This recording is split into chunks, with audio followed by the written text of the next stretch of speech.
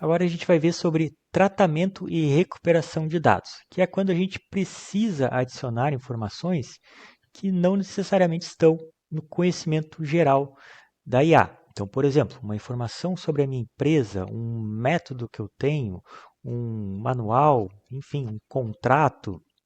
Então, a gente vai trabalhar com o quê? Com a parte de ETL, que é Extract, Transform and Load, extração, transformação e carregamento das informações. Então, como é que eu vou pegar esse contrato, esse manual, esse livro que eu fiz, esse artigo, por exemplo, e tratar ele, como é que eu vou pegar essa informação, transformar ela e carregar ela para a internet. E depois a gente tem a parte de RAG, que é Retrieval Augmented Generation, a recuperação. Como é que eu vou recuperar essa informação para ser processada pela IA? Então, na parte de ETL, a gente tem a extração, né, a transformação. Então, eu posso transformar esse conteúdo em texto. Eu posso botar, eu tenho um artigo, por exemplo, eu tenho um livro, eu posso botar esse conteúdo em texto, eu posso também transformar ele num Q&A, no formato de perguntas e respostas, como se fosse um FAQ, né? Um Frequently Asked Questions, acho que perguntas frequentes, né? Então, muitas vezes você tem no site da empresa aquele FAQ. Ele é o quê? Ele é uma forma de pegar as informações que a gente tem sobre a empresa, o endereço, o telefone, enfim, política de devolução e transformar isso num Q&A, porque muitas vezes o usuário ele vai interagir fazendo uma pergunta. Então é uma forma também que a IA consegue muitas vezes lidar bem com isso, porque a pessoa vai estar lá na interface, no prompt, enfim, né? Fazendo uma pergunta, facilmente ela consegue encontrar uma pergunta ali que é similar e, pegar esse conhecimento. Então a gente pode subir PDF, enfim, né? E a parte de carregamento, então, a gente vai jogar isso para um banco de dados vetorial.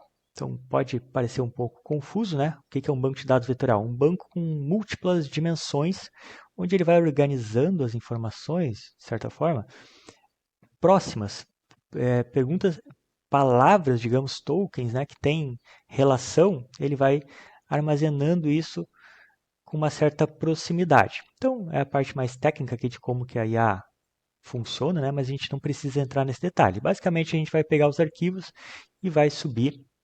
Depois a gente vai ver nos outros módulos a parte de fazer isso na prática, né? Então, algumas ferramentas vão te dar mais possibilidade de organizar isso, de como que você vai carregar esse dado, e outras não, outras vai ser bem simples, tu só sobe e ela que faz todo o processo. Então, quando a gente pega essa informação, esse texto, ela vai transformar em tokens e subir nesse banco de dados. Então, um exemplo aqui, ó, deixa eu pegar, até peguei um conteúdo aqui, ó. Então aqui 7 princípios de uma boa anotação. Vou pegar uma parte dele e vou subir aqui. Vou subir não, vou só colar nessa ferramenta da OpenAI, que é o Tokenizer. Então ele vai mostrar o que acontece, ó. Como é que ele transforma esse texto em tokens. Então aqui a gente tem um token, aqui o espaço é outro token, o set é outro token, o espaço pri é outro token, ink é outro token.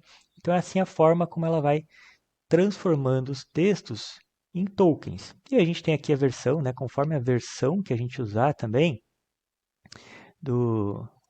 da LLM, ele vai processar isso diferente. Ó. Se a gente vir aqui, nessa aqui que está em Legacy, né, nem tem mais, ó, ele pegava esses 570 caracteres e isso gastava 216 tokens. Depois reduziu para 154 e agora 128. Então, de certa forma, eles otimizaram esse tratamento aqui, né, essa organização, esse tratamento. Enfim, então mostrando aqui, né, que a gente pega caracteres e ele vai transformar isso em tokens. Porque tokens é a medida, digamos, que a gente paga a IA. A gente paga pelo envio de tokens, pelo recebimento de tokens. Então, é a forma como ela processa e a forma como ela vai botar aqui nesse banco de dados. Então, o que acontece? A gente tem também, quando a gente está subindo essa informação para o banco de dados, dependendo da ferramenta, ela nos permite configurar o tamanho, então, desses tokens. Porque isso aqui, quando eu subir para IA, ela vai fazer o quê? Ela vai quebrar isso aqui em pedacinhos, em chunks. Então, digamos que eu coloque ali um número de tokens mais ou menos onde ela vai quebrar. E ela vai pegar, digamos, e vai quebrar essa minha informação aqui. Depois ela vai contar mais ou menos ali o mesmo número de tokens, né? E vai quebrar aqui. Então eu fiquei com um chunk aqui, fiquei com outro chunk aqui. O chunk é basicamente o pedaço que ela vai armazenar lá no banco de dados, tá? No banco vetorial. E depois ela veio aqui e quebrou outro chunk aqui. Então o que acontece? Aqui está tudo muito lindo, né? Eu estou pegando aqui, ó, do comecinho do texto, desse subtítulo aqui, né? Princípio da documentação, e estou quebrando até aqui, e aqui começa o próximo. Só que na realidade, pode ser que isso não aconteça assim. Pode ser que isso aconteça assim. E aí, o que acontece? Num chunk, eu tenho o título, mas o conteúdo ficou em outro chunk. E aí isso vai se repetindo, né? Pode ser que aqui também aconteça assim, ó. E aí eu tenha no meio do princípio aqui, no meio da explicação, eu quebrei o conteúdo. E assim vai. Aqui pode ser que aconteça certinho. Então, a gente, para resolver, digamos, para melhorar isso, o que acontece? Quando eu vou pedir uma informação para a IA, ela não necessariamente vai pegar todos os chunks para processar, ela vai pegar alguns chunks. Então, se eu perguntei assim, me fale sobre o princípio da atomicidade, pode ser que ela vai pegar esse chunk aqui, ó, né? Ela vai tentar identificar, a atomicidade está aqui. Beleza, ela vai pegar esse chunk. Se eu perguntar sobre o princípio da incrementalidade e ela pegar esse chunk aqui, o que aconteceu? Ela pegou essa informação, mas o conteúdo que realmente fala sobre esse princípio não foi trazido. Então ela não vai ter essa inteligência, tá? Então aquilo que a gente sobe na base de conhecimento da IA, ela não busca todo ele, ela não processa todo ele, ela processa partes dele, ela vai tentar identificar o que tem a ver, depois eu vou mostrar mais na prática aqui também, mas ela vai tentar identificar o que está relacionado com aquilo que eu estou querendo dela e vai trazer esse pedaço. Então, mas o ponto agora é, como é que a gente lida com isso? Em algumas ferramentas a gente consegue trabalhar com o overlap. O que é o overlap? O overlap seria tipo uma sobrevolta, né? Então a gente vai fazer o quê? A gente vai, digamos que a gente configurou aqui e ele foi lá e quebrou o chunk aqui. Quebrou bem no meio. Pum, aqui ele quebrou o chunk. Só que nesse próximo chunk, né, ele fez um chunk aqui e acabou aqui. No próximo chunk ele vai trazer uma porcentagem do anterior. Então ele vai pegar isso aqui do chunk anterior e vai adicionar aqui. Aí ele vai seguir adiante mais um pouco e vai quebrar aqui. Bom, só que nesse próximo chunk, ele vai lá e vai pegar um pouco do anterior e vai colar aqui.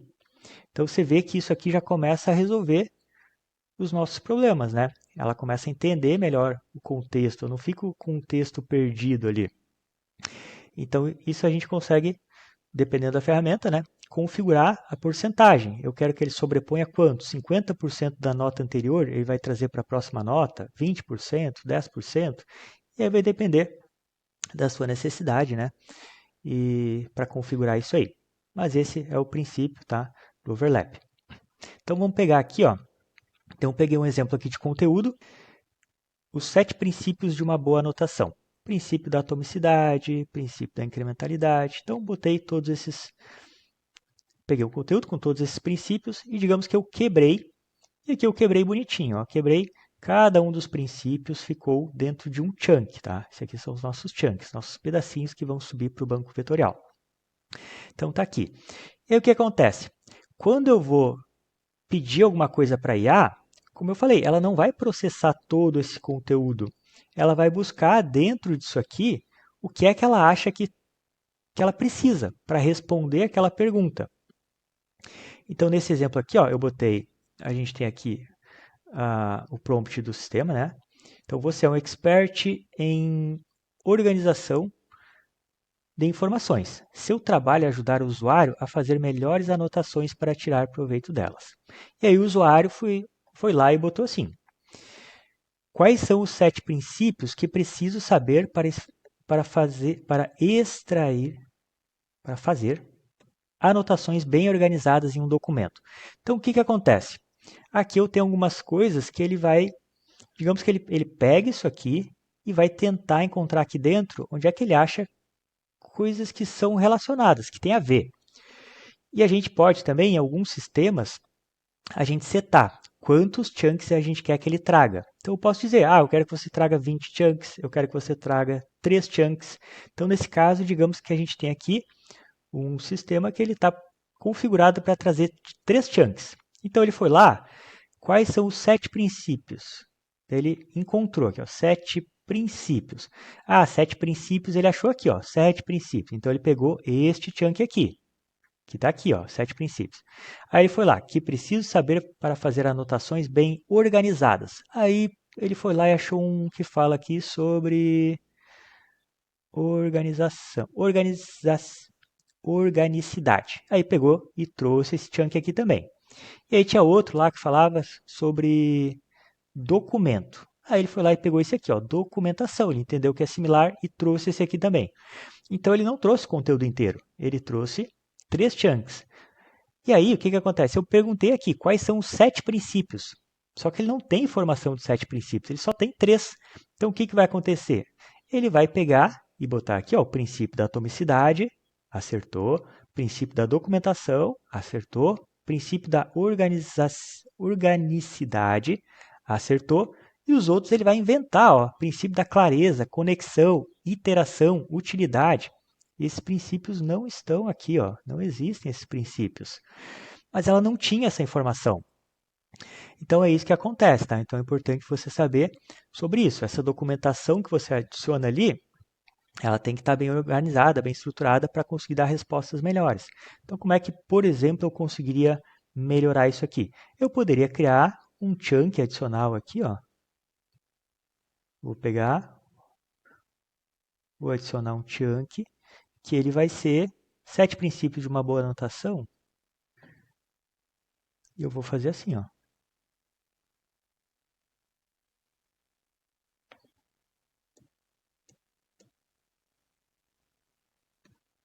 Eu posso ter um chunk que vai ter simplesmente uma lista dos 7 princípios. Só que aí se eu pedir, me liste os 7 princípios e explique eles, aí pode ser que ela não consiga, né? Porque ela não vai ter o conteúdo deles. Então, isso é importante a gente entender. Deixa eu organizar bonitinho aqui. Então tá aqui. Então agora eu criei um conteúdo extra aqui, um chunk extra, que é só falando sobre os 7 princípios de uma boa anotação. Então se ele fizer uma pergunta relacionada a isso, ele vai fazer o quê? Ele vai trazer esse chunk para cá. E talvez ele traga, digamos que ele trouxe aqueles 2 e mais esse aqui, né? Se ele pudesse trazer 3 só. Eu posso ter outro onde ou até dentro desse aqui, desse próprio chunk, eu poderia pegar e botar um resumo, princípio da atomicidade, e fazer um resumo aqui, resumo desse princípio. E aqui também um resumo, para que em um chunk só eu conseguisse ter não só ter a informação dos princípios, mas um breve resuminho dele, né? Apesar de que isso aqui já é um breve resumo, né? Cada um aqui tem 2 frases só falando. Mas enfim, então você vê que é importante a gente entender como é que ela processa essa informação, porque senão a gente vai tentar extrair dela alguma coisa e ela não consegue dar. Ela não consegue porque ela não pega essa informação toda, ela não traz toda ela não consegue processar. Eu vou botar um livro aqui dentro e vou pedir assim, faça um resumo do livro. Ela não vai estar lendo o livro todo. Ela vai tentar entender livro, resumo, o que eu consigo nesse livro todo aqui, nessa documentação toda, o que eu consigo achar de pedaços aqui, dos pedaços que eu tenho, né? Porque ela já transformou. Ela pegou o livro e transformou em pedacinhos.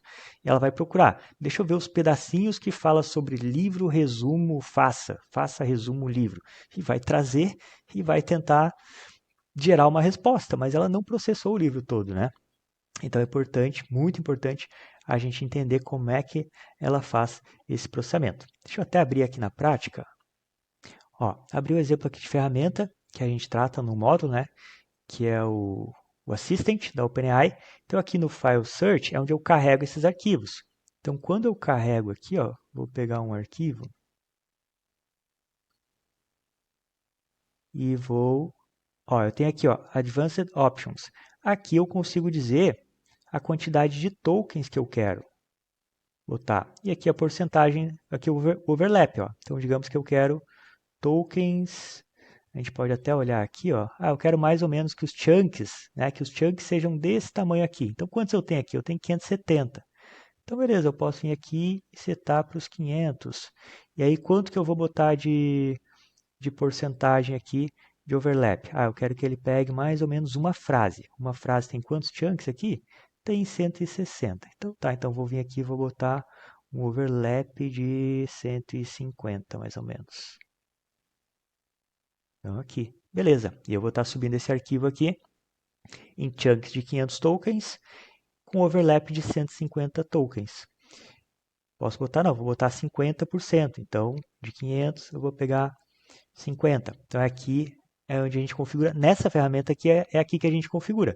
E eu posso vir aqui e dizer, ó, quantos resultados ele vai trazer, quantos chunks ele vai trazer. Ele vai trazer 3, ele vai trazer 50 chunks, né? 15, 20. Então aqui a gente define isso. Por padrão aqui ele vem 20. Nesse caso aqui eu botei 3. Então, exemplificando aqui na prática, nessa ferramenta aqui onde é que a gente faz isso, tá? Cada ferramenta vai ter suas particularidades, né? Mas aqui é assim. Então, para reforçar e complementar, a gente pega esse conteúdo, a gente sobe ali para o banco de dados vetorial.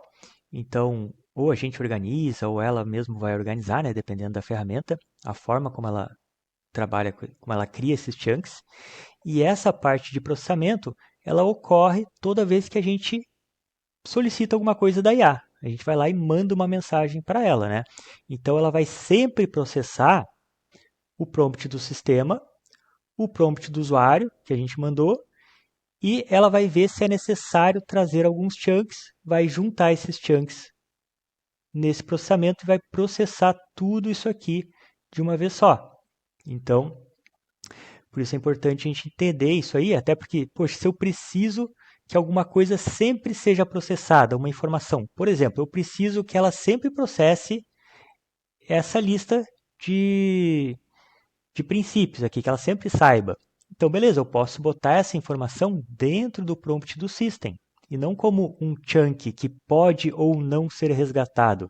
Então, se tem informações que é importante que ela sempre processe, que eu quero garantir que ela sempre processe, eu vou botar isso dentro do prompt do system, e não dentro de um chunk, porque no chunk a gente não sabe se ela vai, a gente não tem garantia de que ela vai trazer para processar ele, né? Então aqui ela decide quais chunks, a cada vez que a gente processa, ela faz esse processo, ela vai ver, beleza, ela vai entender o que o usuário perguntou, então digamos que ela começa aqui, ó, ela vai entender o que o usuário perguntou, ela vai lá, vai identificar quais chunks ela pode trazer, vai trazer esses chunks para cá, e aí sim ela processa tudo junto, o system, o user e os chunks, e aí ela vai gerar a resposta.